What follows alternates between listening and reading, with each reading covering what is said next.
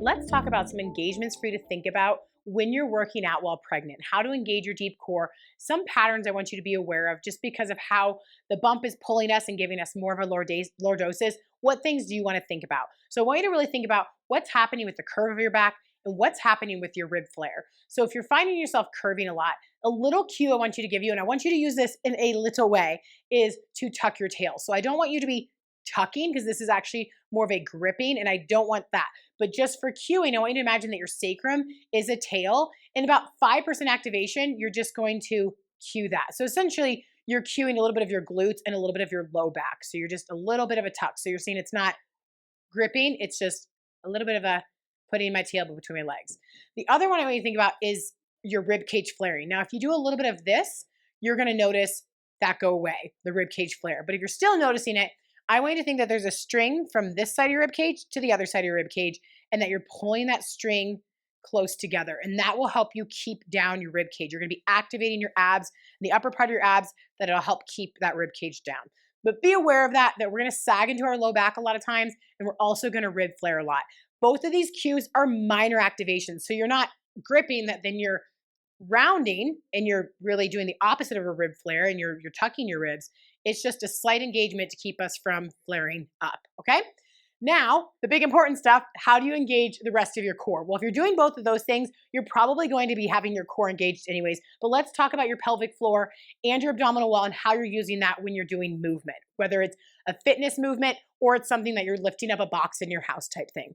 So for pelvic floor, we have another video that talks about how to cue your pelvic floor and your transverse abdominis, but let's just talk about one cue right now. Imagine that you're drinking a milkshake up through a straw through your vagina. So it's just gonna be a slight lift of your pelvic floor. This will not be a grip. This is not a 95% activation. This is just a subtle lift of that pelvic floor. For the transverse abdominis, we're really going to focus on the lower part of this muscle because it goes throughout your abdominal wall, but we're focusing on that lower region here. And with your bump, I want you to think that you're scooping up your bump.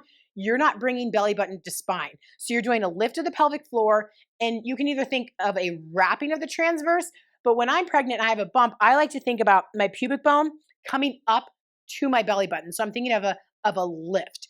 I am doing that on my exhale. So for example, if I'm doing a squat, I squat down, the hard part of the movement is coming up.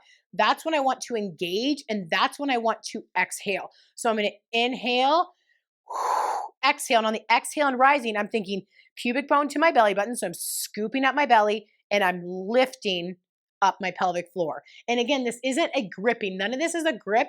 This is just an activation. So I want you to play around with gripping your belly maximally so you know what that is, and then just lifting and scooping and seeing how that feels, because this isn't a strong activation. Now, outside of working out and lifting things, we want to work on relaxing our abdominal wall and relaxing our pelvic floor muscles. And we have videos on that as well. But for right now, this is about the activation while you're working out. So be aware of the lifting of pelvic floor, either the wrapping of the transverse or the belly scoop. And then on top of that, being aware of, are you rib flaring and are you arching your back? So there's just a few cues for you to think about as you dive into your prenatal fitness.